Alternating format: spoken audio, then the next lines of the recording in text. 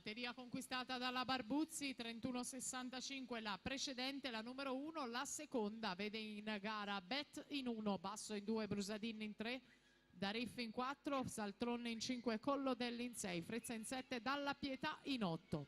Per la terza batteria sono invece ai blocchi di partenza Giorgia Dall'Antonia in 1, Camilla Panaiotti in 2, Anna Maria Damianosca in 3, Giorgia Perrotta in 4, Leila De Munari in 5, Sofia Catanese in 6, Sara Maragno in 7, Valeria Yakushev in 8ª corsia. Intanto il tocco in questa prova con Maria Zaltron, 29,63.